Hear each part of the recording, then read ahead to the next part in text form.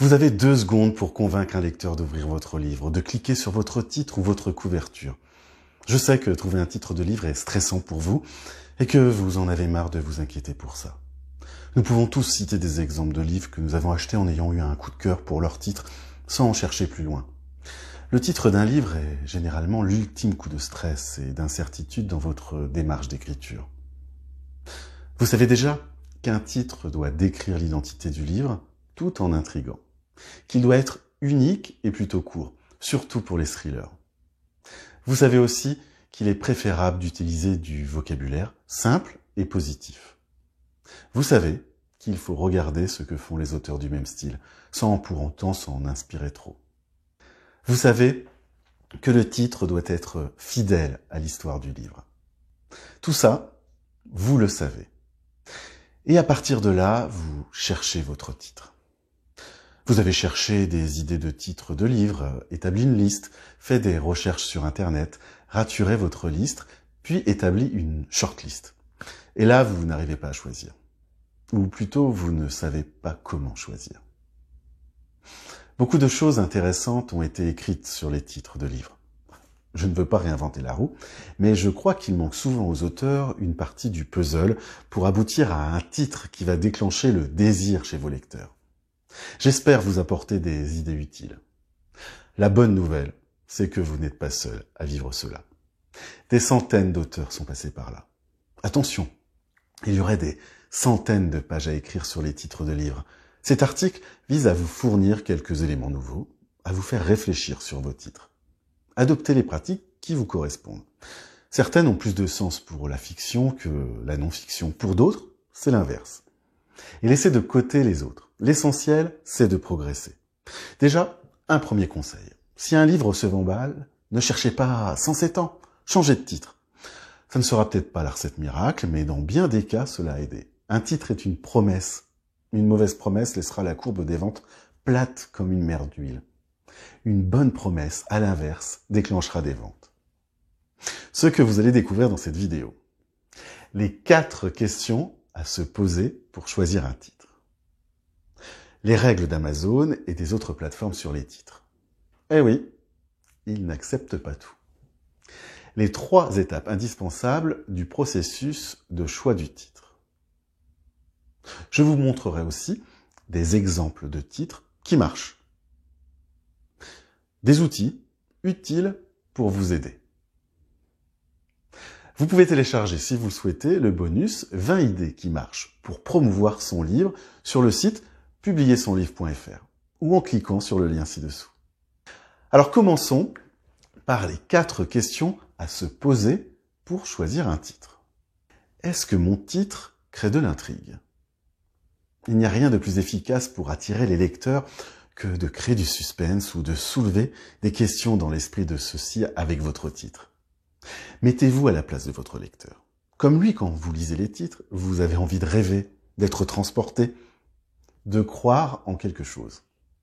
Est-ce que mon titre est optimisé pour les moteurs de recherche ?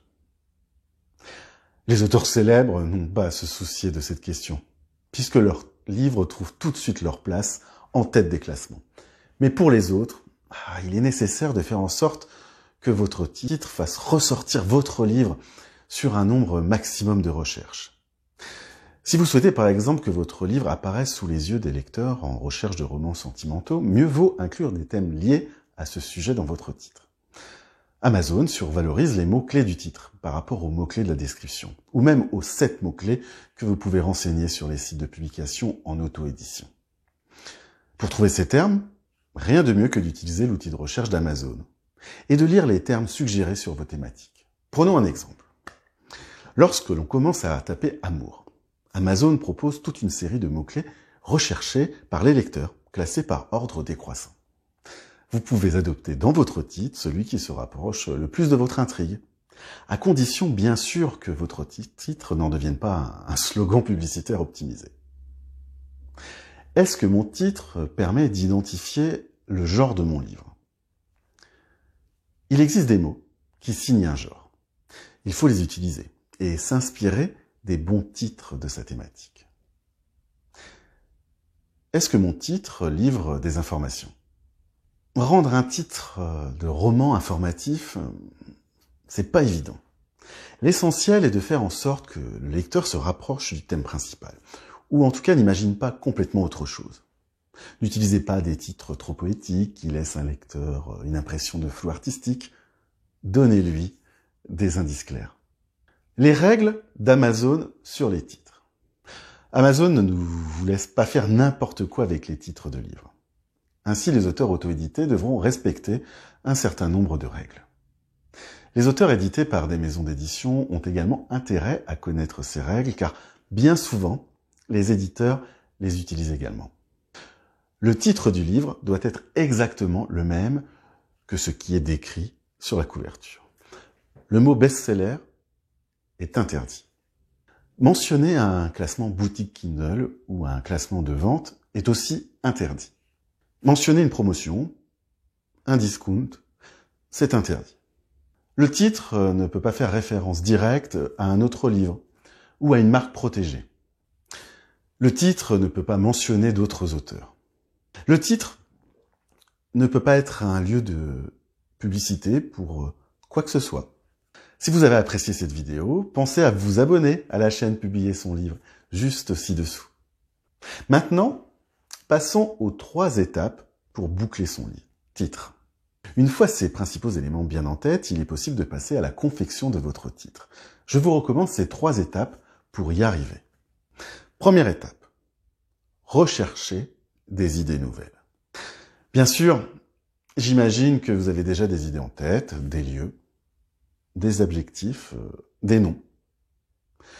Essayez de trouver des idées au sein de ces différentes catégories. Cela devrait élargir vos horizons. Par exemple, des phrases communes, des dictons. Des titres avec un seul mot, mais puissant. Comme par exemple Twilight. Utilisez une partie de votre histoire. Un personnage, un événement, un lieu, un caractère ou une émotion.